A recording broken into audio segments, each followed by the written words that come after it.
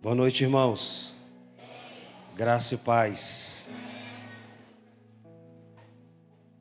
Paz do Senhor. Amém. Glória a Deus. Tem 2 anos que eu e minha família estamos trabalhando com os povos indígenas. Eu não sei se eu vou conseguir pregar para vocês, não, irmão. Eu sei pregar para índio. Eu sei pregar para índio, eu sei pregar para ribeirinho. Eu acho que eu desaprendi a pregar para a igreja.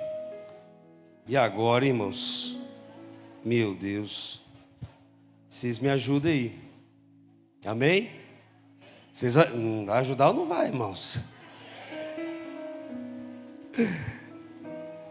Quando nós entramos aqui, o louvor já estava acontecendo, né? E ao chegarmos aqui, o Senhor nos deu uma palavra. Esse é o ano mais forte, é o ano. Sabe qual foi a palavra que Deus colocou no meu coração? É que vocês fariam canções apostólicas. Ei, o que é canção apostólica? Hã?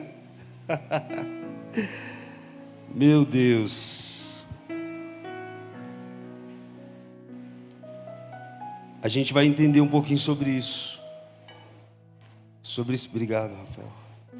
Sobre esse tempo que vocês estão vivendo. Sobre esses 11 anos e muito mais que virão até a volta do nosso Senhor. Até que Ele venha e encontrar uma igreja pura, uma igreja que o ama e que suporta as aflições dessa vida, e que suporta as pressões dessa vida, e que preserva a palavra da verdade, e que guardou o seu coração das tentações deste mundo, que se hoje são difíceis, vão tender a ser maior daqui para frente. Mas uma igreja que sabe quem é. Por isso eu queria que você abrisse a sua Bíblia na carta aos Efésios, no capítulo 3.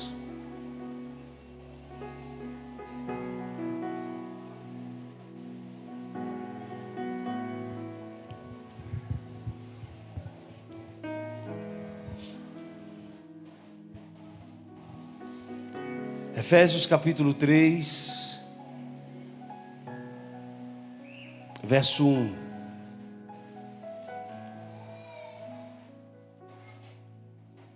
Por esta causa, eu, Paulo, sou prisioneiro de Cristo Jesus, por amor de vós, ó gentios.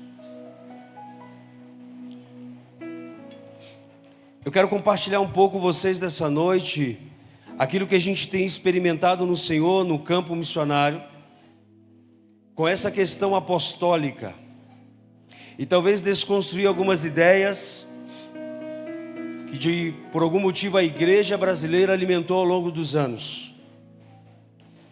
Mas antes de chegar nesse ponto, deixa eu ir um pouco mais atrás. Nos dias da Reforma Protestante, a Reforma foi um mover de Deus extraordinário, maravilhoso. Porém, dentro da reforma ou nos desdobramentos da reforma, houve restauração do ministério pastoral, do ministério de ensino e de um bom tempo depois também do ministério evangelístico. Porém, a reforma protestante não trouxe a restauração do ministério profético e apostólico.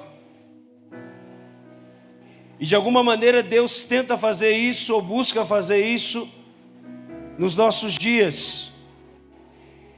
E começa bem. Mas em um dado momento, a igreja desanda aquilo que Deus está fazendo. Como é fácil, irmãos. Como é fácil nós mudarmos aquilo que Deus está fazendo. E o apostolado hoje se tornou um cargo, o apostolado se tornou o último degrau, até que inventem outro por aí, mas até então é o último. Se tornou o presidente do ministério, o profético se tornou essa... Que palavra que eu uso, irmão, para definir essa pataquada que a gente está vendo aí? Essa brincadeira, tudo isso que a gente está vendo nesses dias, não foi restaurado esses ministérios. A palavra que Deus tem dado para nós, que nesses últimos dias, o avivamento que virá, esse avivamento que já está no nosso meio, ele é profético e apostólico, porque esse é o fundamento da igreja. A igreja ela é profética e é apostólica. O fundamento da igreja, que é o fundamento dos profetas e dos apóstolos, o fundamento que é Cristo, que foi lançado por eles, precisa ser restaurado nesses dias. Uma canção apostólica é uma canção que de fato, de verdade, como cantamos nessa noite, fala, revela sobre a pessoa de Cristo. Uma canção apostólica é uma canção que fala de um homem chamado Jesus, que pelo seu sacrifício se tornou o Cristo de Deus. Você não entendeu, né? Jesus, pelo seu sacrifício, se torna o Cristo, o ungido, o desejado, o remidor das nações. A percepção disso, o desdobramento da salvação, a profundidade do entendimento sobre a salvação, consolida a fé cristã. Quanto mais mergulhamos profundamente no que foi a salvação de Cristo por nós, irmãos, a nossa fé é alicerçada, e não é qualquer advento, não é qualquer situação que nos remove do lugar onde estamos. Agora, se tem um assunto que é falado dos nossos dias, e que talvez eu vou tocar nesse assunto e talvez o seu pensamento vai passar assim: eu já sei sobre isso. Identidade. Tá vendo? Alguns fizeram uma cara. Já sei. Alguns já sabem a sua identidade, verdade. Outros acham que sabem a sua identidade, e outros não fazem ideia do que eu estou falando. Não sei no qual grupo você está. Mas quando Deus quis ensinar para a nossa casa sobre identidade, há um ano atrás, o Senhor nos deu uma palavra para ministrarmos dentro da nossa casa. Todo bom pregador, todo bom ministro de Cristo, as suas palavras são primeiro ministrado dentro da sua casa. Sua família é a primeira a ouvir a revelação que Deus confiou a você. Sua família não pode ouvir de primeira mão no altar da igreja, ela precisa ouvir sentado à mesa da sua casa. O Senhor nos reuniu. 2 anos que nós estamos lá em Manaus. Estávamos sentados à mesa. E aí o Senhor nos deu a palavra. Deixa eu lembrar como é que é a mesa. A mesa está aqui. Tá. A Aline fica desse lado. Essa negra linda que está aqui na frente, a minha esposa, fica desse lado. É desse mesmo. A Noemi fica desse lado. O João Marcos fica desse lado. E do lado da Aline, do outro lado ali, fica a Eloá. E eu disse para eles: a partir de hoje, ao sentarmos para comer, cada um tem o seu lugar. Eu não quero que um sente no lugar do outro. E assim foi. Cada um sentando no seu lugar. E começou. Tocamos a vida. Profeticamente, estamos lendo o livro do pastor Jonatas, a carta aos Efésios, Efésios puro e simples. Todos os dias lemos um texto. Eu leio em português, a Noemi lê em italiano, o João em inglês e a Aline lê em espanhol. Profeticamente, estamos sempre conectados às nações. Alguém perguntou para mim, a sua herança é a Amazônia? A minha herança chama-se confins da terra. Pode ser a Amazônia, pode ser a África, pode ser a Ásia, pode ser o sertão. A herança da minha casa, a luz que brilha sobre os nossos olhos está nos confins da terra. E ao colocar cada um no seu lugar, eles entenderam que o pai, que é dono da casa, que é responsável pelo suprimento material e espiritual da mesa, os predestinou. Efésios capítulo 1. Antes da fundação do mundo, para serem santos e irrepreensíveis, filhos amados. E eu disse para eles, vocês têm um lugar na mesa. E quando alguém vem de fora, se você for na minha casa, os meus filhos cederão o lugar deles na mesa para que você possa sentar. O que eu quis mostrar para eles com isso? O que o Senhor estava nos ensinando? É que a mesa é dele. E que eu tenho o lugar na mesa. E ninguém pode tirar esse lugar. Sabe por que estamos brigando? Sabe por que muitas vezes não entendemos o nosso lugar à mesa? Porque ainda não entendemos que como filhos, o lugar que nós estamos não foi escolhido por nós. Se o lugar que você está sentado foi escolhido por você, então esse lugar não é seu. Agora, se o lugar onde você está no reino de Deus foi escolhido pelo Pai, então ninguém pode sentar aí, a não ser que você deixe de sentar. Ter uma identidade dentro do reino de Deus, caminhar nesse mover apostólico é entender quem nós somos na mesa do Pai. Eu não vou brigar por lugar, eu não vou brigar por microfone, eu não vou brigar por posição, eu não vou brigar por uma nação. Eu quero falar com o coração com vocês essa noite. E quem fala com o coração, às vezes, as palavras não são tão gostosas de ouvir, né? Quando nós fomos para a Amazônia, um grupo de missionários perguntou assim, o que esse pessoal veio fazer aqui? Na verdade foi mais específico, não falou deles não, falou só de mim. O que o Hércules veio fazer aqui? E no momento, pastor Helder, eu fiquei chateado. Eu baquei, eu falei, mas Senhor, estou na obra aí junto com os irmãos, fui lá para ajudar, ué. Mas amém. Começamos o nosso trabalho, fomos para a aldeia.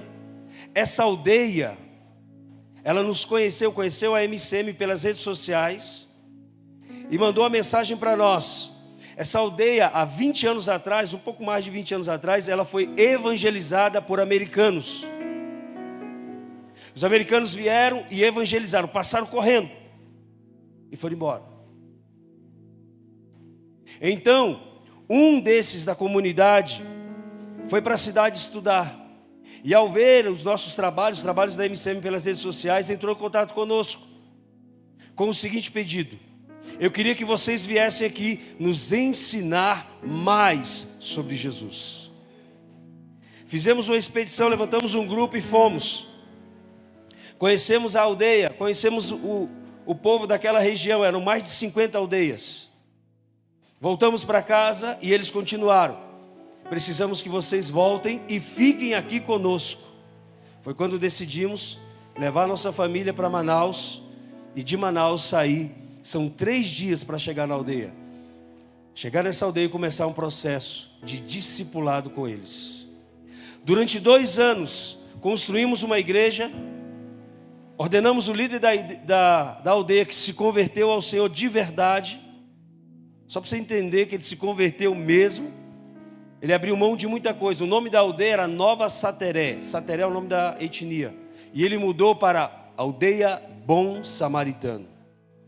E ele entendeu que Jesus não é o bom samaritano.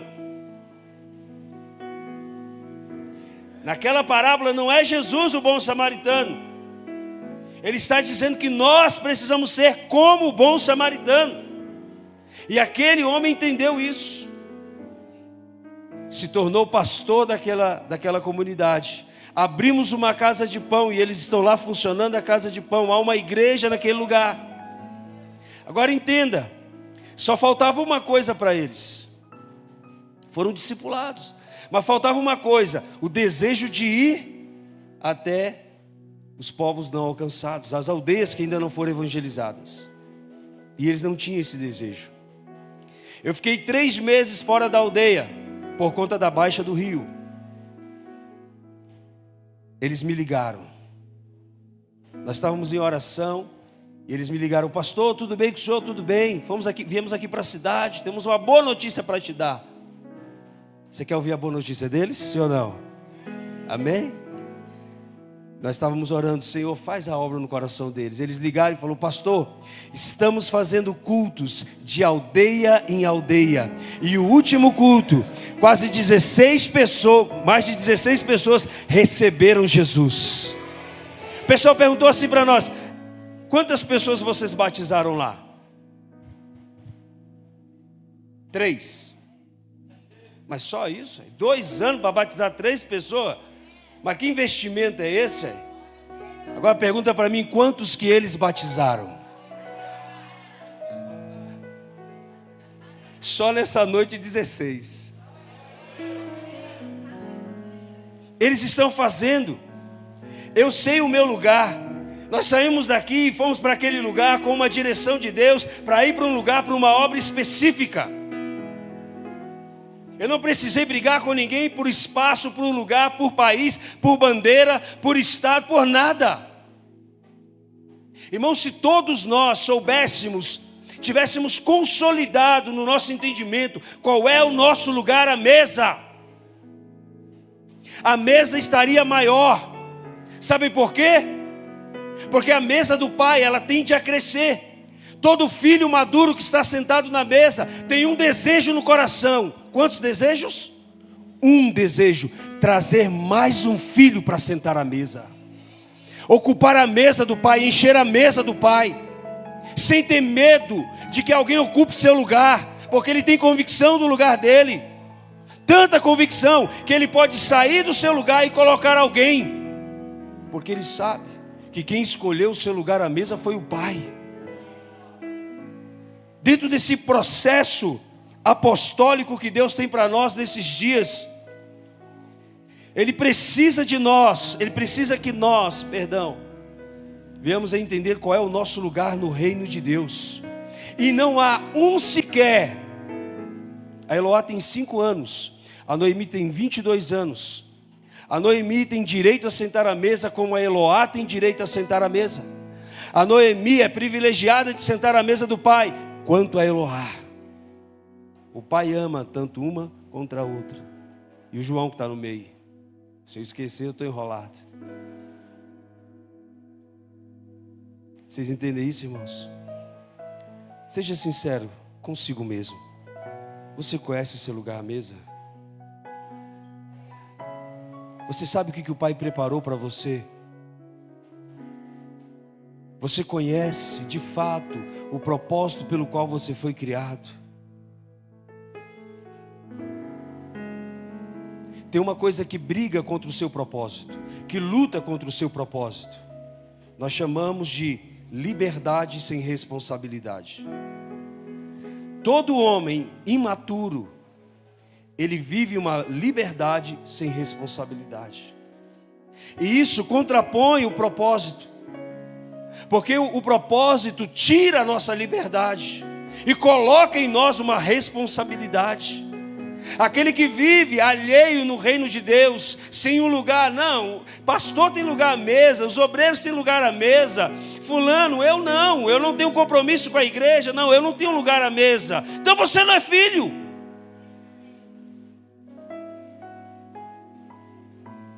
A mesa é para os filhos.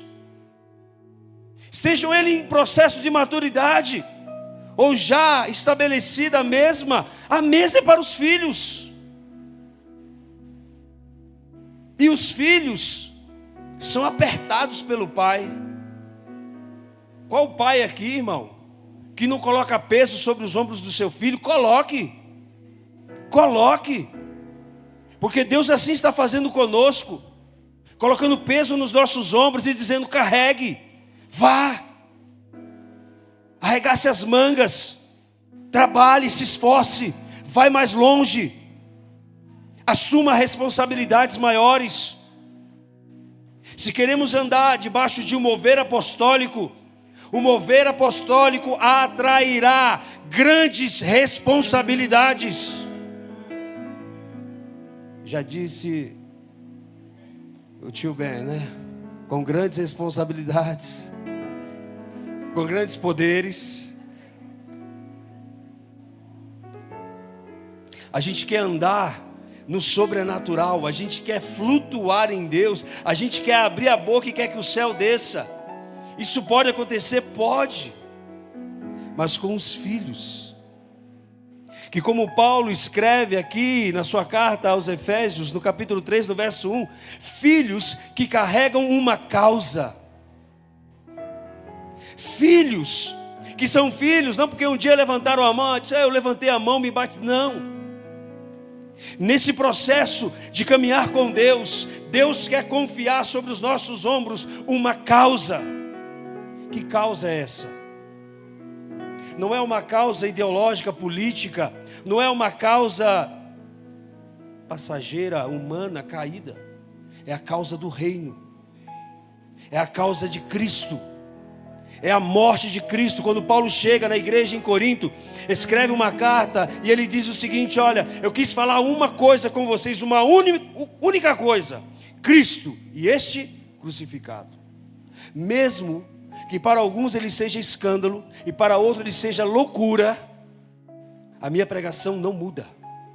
A causa que eu carrego, o nome que eu carrego, a representação que eu carrego, como o pastor falou aqui, sendo uma coluna dentro dessa cidade, sendo uma referência, ou alguém que eles vão ver, e através da minha vida vão ver a Cristo.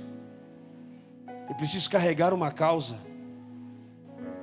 E carregar uma causa, irmãos, fala de abrir mão dos nossos interesses, inclusive da nossa liberdade ou do nosso direito. Eu estava em em Belém, e a gente estava conversando sobre o trânsito de Belém, que é muito parecido com o de Manaus, é um caos. E aí um irmão, um bendito pastor, disse assim: olha, quando eu estou dirigindo, você quer me deixar irado, é tirar o meu direito. Mas eu olhei para aqui e disse: eu estou ouvindo isso não. Eu olhei para ele e sorri: o senhor está brincando? Ele disse: não, tira o meu direito para você ver. Eu disse: meu irmão, já falar de Jesus para você? E ele riu, né? Eu falei: meu irmão, a cruz é exatamente isso. É tirar de você o teu direito, o direito de ir e vir, de reclamar, de exigir alguma coisa. Quando Paulo fala isso, ele está dentro de uma prisão. Paulo diz que ele não era um prisioneiro de Roma. Paulo se coloca como prisioneiro de Cristo. O que isso quer dizer? Eu carrego uma causa. E por essa causa, muitas vezes me vejo dentro de prisões. Por essa causa me vejo com fome, com frio. Por essa causa me vejo sozinho. Por essa causa estou abandonado muitas vezes. Pereço muitas vezes. Fui apedrejado, açoitado. Por essa causa. Deus está olhando para a nossa geração, para os nossos dias. E se Deus deu essa palavra a vocês, entendam. Precisamos carregar uma causa muito mais do que uma frase em uma camiseta. Muito mais do que uma frase no nosso carro. Ou uma postagem no Instagram. Carregar a causa de Cristo é mais profundo, é mais desafiador. Vai custar a sua vida, vai custar a sua reputação. E se ao carregar a causa de Cristo, nada disso lhe foi tirado, então observe, será que foi a causa de Cristo mesmo que você tomou? Porque estamos em dias onde reivindicamos o direito de ser honrado, e olhamos para a vida de um homem que foi totalmente desonrado, Não há um aspecto na vida de Paulo que ele não foi saqueado. Não há um aspecto na vida de Paulo que ele foi humilhado. O evangelho mudou. É outro para os nossos dias. O mover apostólico para os nossos dias é diferente. Há um movimento que diz que é um movimento de honra, um movimento de posições mais elevadas. E aquele que é referência para nós, para os nossos dias, é aquele que diz que deveria ser o último, que deveria estar lá embaixo, sendo o pior de todos. Se eu disser aqui nessa noite que sou o pior entre vocês, duas coisas podem surgir na mente das pessoas. A primeira vai dizer que isso é uma falsa humildade. Outros vão dizer: o que você está fazendo aí em cima então? Mas ele não teve nenhum problema em dizer: sou o menor, sou o pior. Dos pecadores, sou o pior. A causa do evangelho vai nos custar tudo. A causa do evangelho continua nos custando tudo.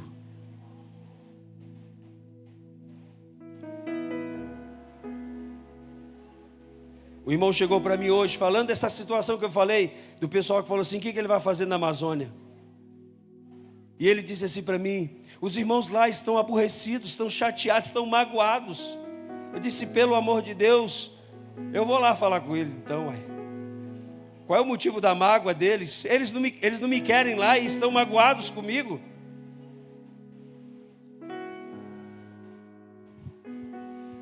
Concluímos a obra. A igreja está estabelecida. Os indígenas estão fazendo a obra do Senhor. Sabe o que Deus nos falou? Você não é mais necessário aqui. Irmãos, agora eu falo como missionário. O missionário que fica muito tempo no mesmo lugar tende a se acomodar. Tende a se acomodar. O missionário é alguém que vai caminhando, que vai andando. Faltando 4 meses para o fim do nosso trabalho no Amazonas, nós fomos orar. E Deus nos deu a palavra Ilha de Marajó. Quantos aqui viram aquelas coisas que foram ditas do Marajó? Levanta a mão, quantos viram? Quantos ouviram? Não, levanta assim que eu não enxergo direito, não. Aí. Vocês choraram, não choraram? Eu chorei também. Posso dizer uma coisa para vocês? Quando entendemos que somos filhos e carregamos uma causa, nos tornamos responsáveis por tudo que vemos e ouvimos. O que você fez em relação ao Marajó depois de tudo que você ouviu?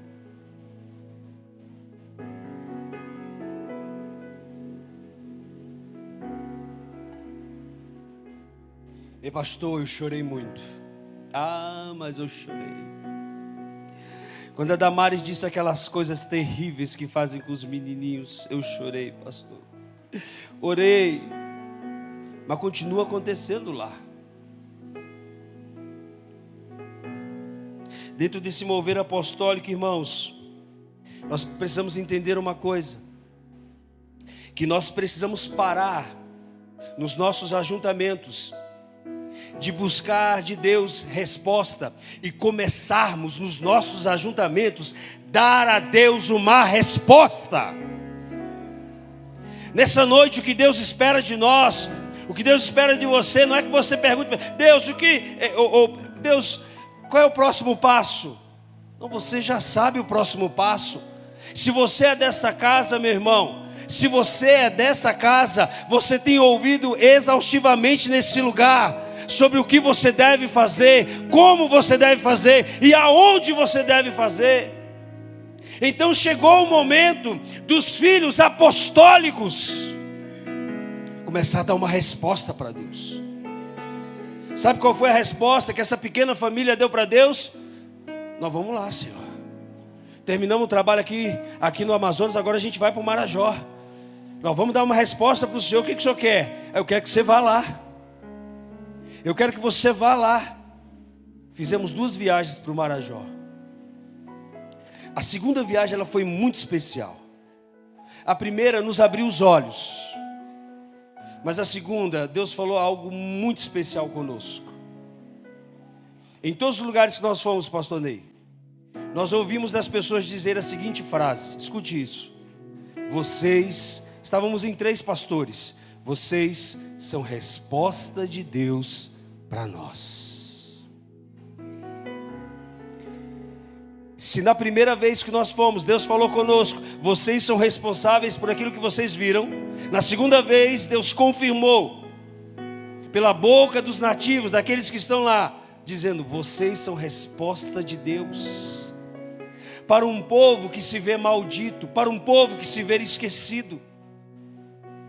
Sabe, irmãos, ao sentar na mesa do Senhor, nós precisamos entender que o que cai no nosso prato não é totalmente nosso, que nós precisamos, ao cair no nosso prato, repartir, e muitas vezes nesse processo de repartir o pão, talvez nem sobre para você, porque a semelhança de Cristo, a semelhança do nosso Senhor, perder é melhor do que ganhar.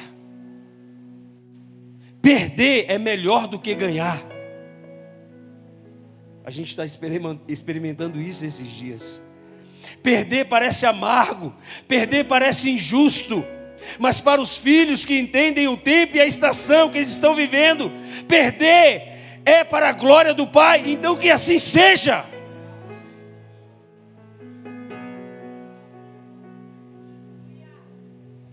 Eu não perco para o meu irmão o meu lugar em Deus. Eu posso perder bens. Ao sentar à mesa, irmãos, nunca vai faltar. Vou liberar uma palavra sobre a sua vida. Nunca vai faltar pão sobre a sua mesa. Amém? Porque você precisa de pão para repartir. Porém, se você não repartir do pão, faltará sim pão para a sua mesa. Porque Deus não tem prazer no filho que retém. Deus não tem prazer no filho que segura e que não divide. Mas Ele tem prazer no filho, no qual ele pode confiar as riquezas insondáveis do reino. Ele não vai se contaminar com isso. Ele não vai se sentir maior do que os outros, melhor do que os outros. Ele não vai largar o serviço, porque ele entende que o serviço é parte do seu caráter.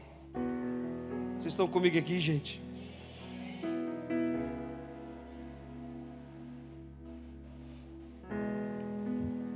Eu tenho certeza que o pastor Davi tem uma palavra mais gostosa para dar.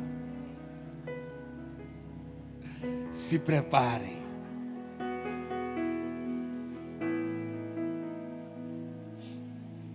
Eu estou confortável no meu lugar. Eu não tenho inveja do seu lugar. Eu não tenho problema se o seu lugar tem um enfeite diferente do meu.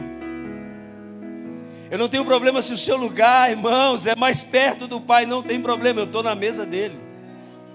Eu tenho acesso a Ele tanto quanto você tem acesso a Ele. O mesmo Pai que coloca na sua mesa, coloca na minha. Um dos maiores desafios da nossa geração, dos nossos dias, é se relacionar com Deus como Pai. Porque não é difícil se relacionar com Deus como Deus. Porque como Deus, Ele é provedor de tudo. Como Deus, Ele fez, Ele faz. Como Deus, mas em Cristo Jesus, Ele é revelado a nós como Pai. O meu Pai é criador de todas as coisas. O meu Pai me colocou à mesa, me entregou nas mãos uma causa e fez de mim e de você resposta para um povo. Quando estávamos voltando dessa viagem, dessa última viagem, onde o Senhor falou para nós que éramos resposta, um dos pastores, pastor Irineu, lá de Paranaguá, Estávamos sorrindo, alegres, dizendo: "Oh Senhor, glória a Deus". Estávamos vibrando ali, dizendo: "Glória a Deus", que como filhos do Senhor somos resposta para um povo. E ele parou para pensar numa coisa: será que eu, como pastor de uma igreja local, ainda sou resposta para o meu povo lá? Irmão, parou o riso, parou a alegria, e veio para nós um sentimento de: peraí, será que eu ainda sou resposta para a minha igreja? Porque se eu não sou resposta para o lugar onde eu estou, o lugar onde eu estou vai me ferir, e eu vou ferir o lugar que eu estou, mas não sendo mais resposta para ele. Sabe por que nós estamos saindo do Amazonas e indo para Ilha de Marajó? Nós não somos mais resposta para o povo Sateré. Eles já chegaram lá, eles já entenderam, eles já assumiram o seu lugar. Ah, pastor, mas eles são novos na fé, 2 anos, eles vão errar. Vão, eu errei quando eu comecei, eu erro até hoje. Você erra, você vai errar, eu erro, eu vou errar. Deixa eles errarem. Como pais espirituais, vamos colocar as costas para que batam na gente, não neles. Por que ele errou? Não, eu deixei, eu que dei para ele fazer. A culpa é minha, não é dele. Se ele não aprendeu direito, eu vou ter que ensinar de novo. Como pai espiritual, assumimos a responsabilidade sobre eles, mas não impedimos de que eles façam. Não somos mais necessários. Aonde você está, você é necessário? Você continua sendo resposta de Deus para as pessoas? Pastor, nem sei se eu sou resposta de Deus para o lugar onde eu estou. Se as pessoas ainda te procuram, ainda buscam a unção que está sobre a sua vida, não como quem é dependente dela, mas como quem se alimenta dela, sentado à mesa com você. Se as pessoas ainda sentem a presença de Deus através da sua vida, são consolados, confrontados, exortados através da sua vida, então possivelmente você está no lugar onde deveria estar, e sendo voz de Deus para esse lugar. Agora, se esse lugar que você está, meu irmão, talvez não seja ruim, mas talvez você está num lugar onde as pessoas já estão fazendo, sai daí. Esses dias um pastor em Goiânia, pastor muito amigo nosso, nós amamos ele, pastora Lu também, pastor Frank, casal abençoado. Toda Lu é abençoada, né? Esse casal, irmãos, estávamos conversando justamente sobre isso com eles. E ao olhar a sua igreja, conviver um pouco com a rotina da igreja deles, eu não comentei com eles, foram eles que comentaram com a gente. Eu comentei com a Aline, eu falei: amor, você viu que tudo funciona sem que eles digam o que fazer? Até a comunhão entre eles acontece sem a presença dos pastores. Eles sabem o que fazer, para onde ir. Sabe, e depois ele veio falar conosco, depois de ouvir essa palavra, ele falou assim: rapaz, eu acho que eu não sou mais necessário aqui. Tudo funciona se eu estiver e se eu não estiver. E ele falou que ele tem orado com ela já tem um tempo, para abrir um trabalho novo em outro lugar. E depois de ouvir essa palavra, ele disse: Hércules, eu acho que eu não sou mais necessário aqui. Eu falei: eu fico feliz de ouvir isso, cara. Eu fico feliz de ouvir isso, porque você concluiu uma obra. Você terminou o seu trabalho aqui. Agora a questão é: você está apegado a esse lugar? Esse lugar de alguma maneira te prende? Não, então vai embora. Não gostamos de despedidas. Não gostamos de perder as pessoas. Queremos quem nós amamos cada vez mais perto de nós. Mas precisamos crescer, irmãos. E o crescimento tem um preço. O crescimento tem um preço. O preço não do abandono, mas de uma despedida. Vá em frente. Eu te abençoo. Pode ir mais longe. Seja bênção onde você for. Transforme aquele lugar. Seja a resposta de Deus. Leve cura. A canção do Vitinho, do pastor Vitor lá da MCM, onde ele fala que a esperança da glória, Cristo em nós, a esperança da glória, citando o texto, acredito, de Filipenses. Cristo em nós é a cura para outras pessoas. Cristo em nós é a salvação para famílias. Cristo em nós é a mudança em lugares de profundas trevas. Cristo em nós não é só a esperança da glória, mas é a esperança hoje para aqueles que não têm esperança. É vida hoje para aqueles que não têm vida. Seja a resposta de Deus na vida de alguém. Seja a resposta de Deus na vida de alguém, que ao abrir da sua boca, Cristo se revele a alguém. Que ao abrir da sua boca, mistérios sejam revelados. Como missionários, acreditamos no Evangelho eterno, citado no livro de Apocalipse. O Evangelho eterno é quando a criação prega. É quando Cristo aparece em sonho para os muçulmanos.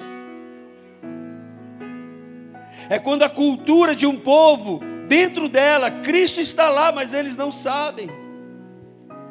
E quando vamos a este povo, apenas revelamos o que está exposto diante deles. E mostramos para eles o que Cristo pode fazer.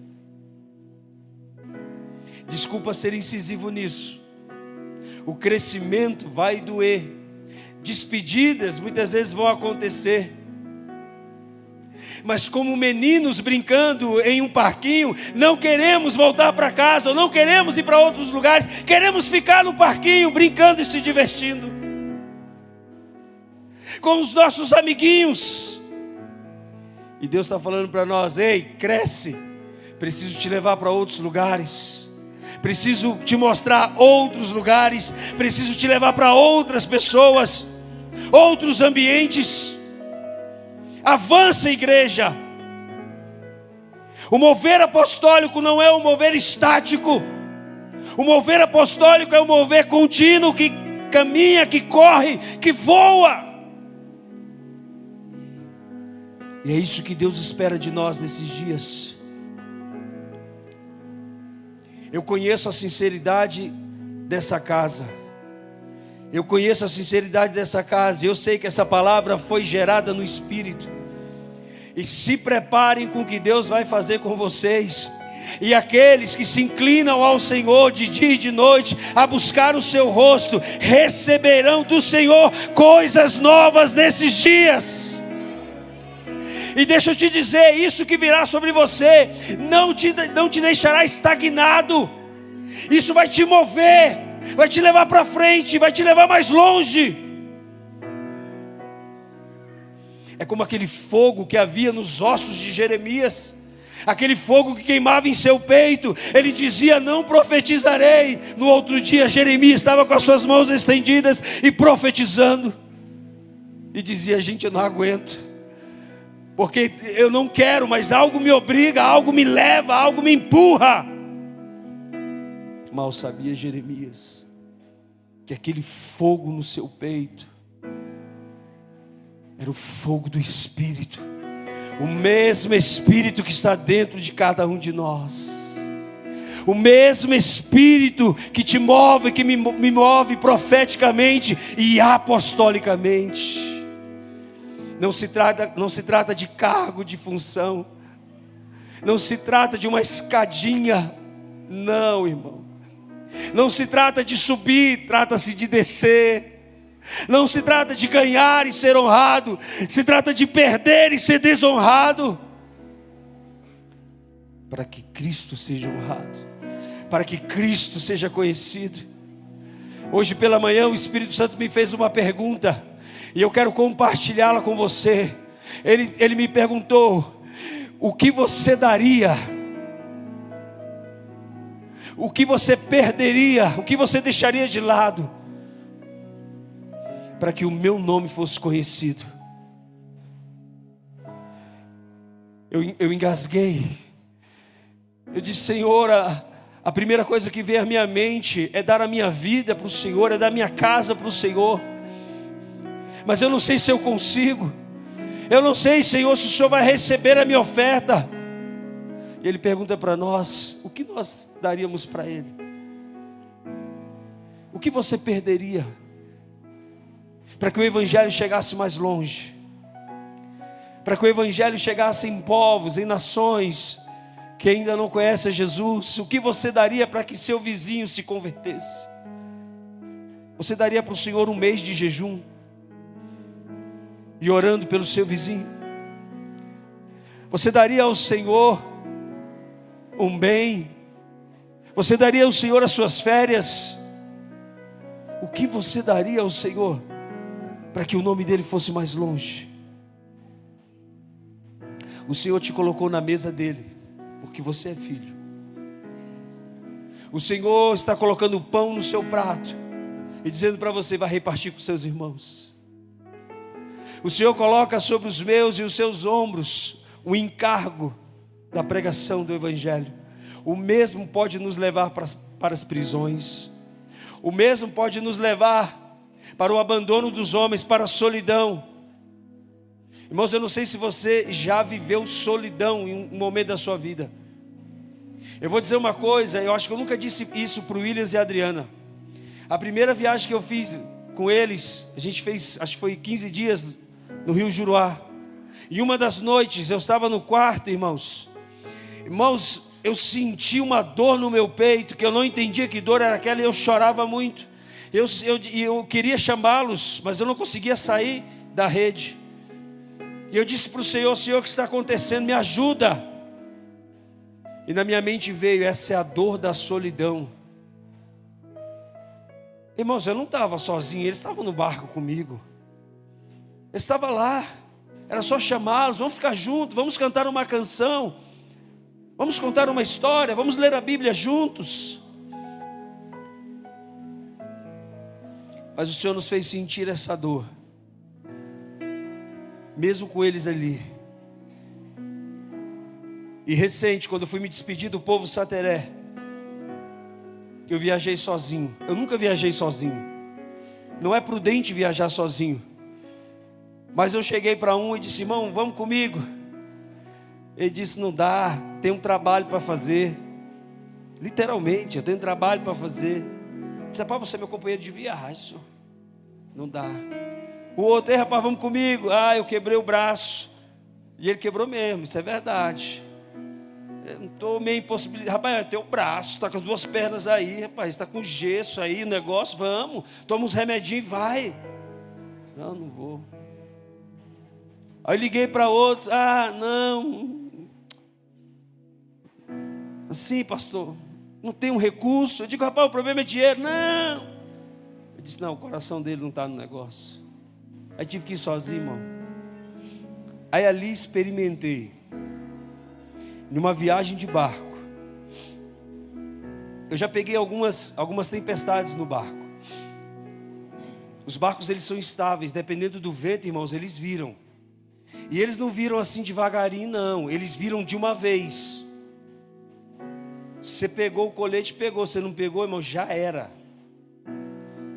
Mais ou menos umas 2:30, quase 3 horas da manhã, uma ventania veio no barco.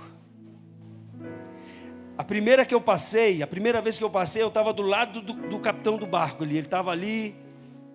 O barco, vabe. Eu olhei para trás, menino correndo, mulher chorando, pegando os coletes. E eu olhei para ele, né? E ele estava tranquilão.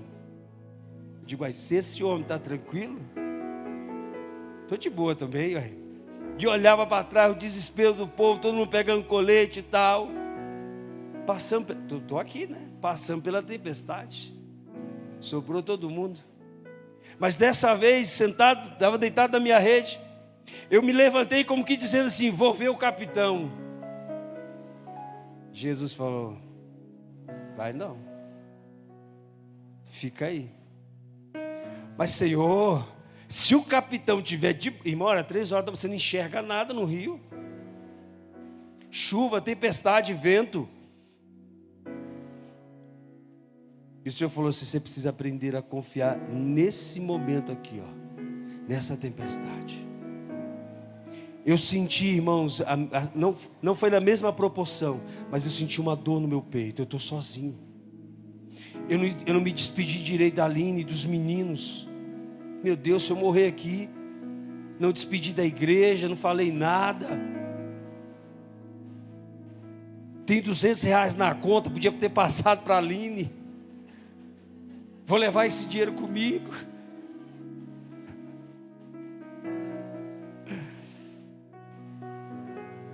A tempestade, irmãos, veio e balançou mas muito aquele barco. A gente ouvia grito, a gente ouvia desespero.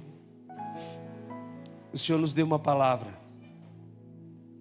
Você precisa terminar o que você começou com o povo Sateré. Eu estou te levando para se despedir dos seus irmãos e dizer para eles que eles devem continuar sozinhos.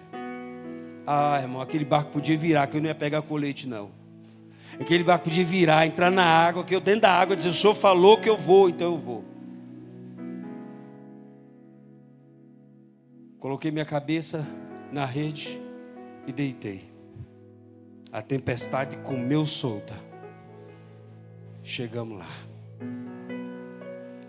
Porque precisávamos terminar um propósito, um ciclo. Olhar nos olhos deles, despedir e ouvir do meu Senhor dizendo, você não é mais necessário aqui. Vai embora. Eu amo eles, irmãos. Amo de verdade. Mas existe um povo nos esperando. Ao sair daquela porta, eu quero terminar com isso.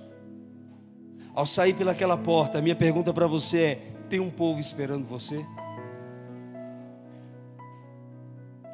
Quando você sair pelaquela porta, tem um povo esperando você? Tem corações sedentos querendo ouvir o que você tem para dizer? Tem pessoas com fome e sede daquilo que está dentro de você? Porque se não tiver, meu irmão, passe a noite aqui, orando e chorando e pedindo para Deus um povo, até que você saia e vá em direção deles. Parece loucura ou bobagem, tal coisa, mas se você entendeu isso e não tem para quem compartilhar a palavra, ou acha que não tem, então fique aqui até que Deus te dê um povo, que pode ser sua própria família, que pode ser aqueles que você, por algum motivo, não quer ver nem pintado de ouro. Não sei. Eu tenho um povo para levar a mensagem do Evangelho. E não há nada nessa terra ou fora dela que me segure ou que me impeça de chegar até lá, meu irmão. Porque como filho, eu recebi da mesa do Pai e eu não posso guardar o que Ele me deu. Você não pode guardar o que Ele te deu. Não guarde, esse maná vai estragar. Você precisa repartir com seus irmãos. Você precisa trazer mais pessoas à mesa. A mesa da sua casa precisa estar com mais pessoas. Abra a sua casa para receber pessoas. Eu estou falando literalmente. Abra a porta da sua casa. Coloque mais uma cadeira na sua mesa, mas ponha pessoas sentadas à mesa da sua casa. Pastor, a minha mesa já está cheia. Está errado. Manda esse pessoal todo ficar de pé e trazer outros para sentarem. Não é isso que a gente faz aqui? Quando chega visitante, o que você faz? Traz gente para dentro da sua casa. E não faça da mesa apenas um lugar de refeição, mas faça da sua mesa um ambiente profético de discipulado, de ensino e de vida com Deus. Eu ouvi um pastor dizer algo: quando você entra na presença de Jesus, achei muito interessante isso, essa ilustração, leve consigo. Quando você entra na presença de Jesus, você entra pela porta da frente, ou você é aquele que sai de dentro do quarto? Quem entra pela porta da frente, toda vez que entra na casa do Pai, é porque é visitante. Vem, se aproveita das bênçãos do Pai e vai embora. Quem é filho, sai de dentro do quarto e entra na sala e senta-se à mesa com o Pai. Você pode ficar de pé no seu lugar.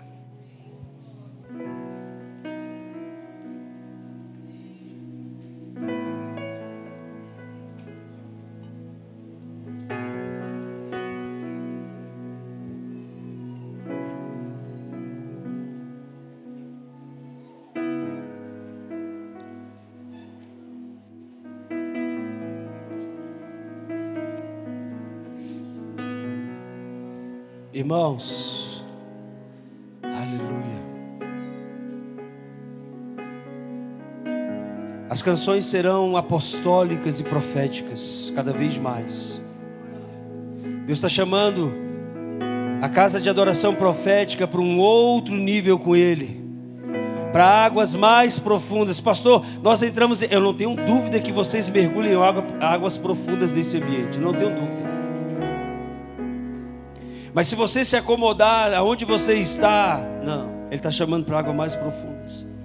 Mensagens apostólicas. Eu não estou falando de um rótulo que virá agora nas pregações, um rótulo nas canções. Não, eu estou falando de um espírito. Eu estou falando de um mover, de uma ação do Espírito de Deus sobre a sua igreja, apostolicamente. Não, nós não vamos precisar fazer força e nem poder dizer que é apostólico, será apostólico. Não sei se vocês estão me entendendo.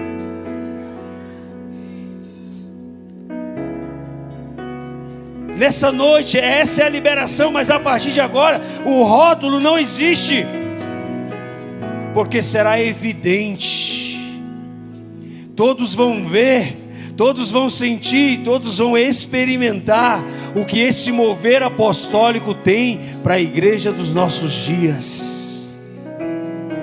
Nós não vamos precisar chamar o pastor Ney de apóstolo, não vamos precisar, mesmo que ele ande em um mover apostólico. Vocês estão comigo aqui, gente? Esquece o rótulo e desfruta do ambiente. Esquece o rótulo e deixe esse rio fluir de dentro de você. Feche os seus olhos, feche os seus olhos. Vamos adorar o Senhor.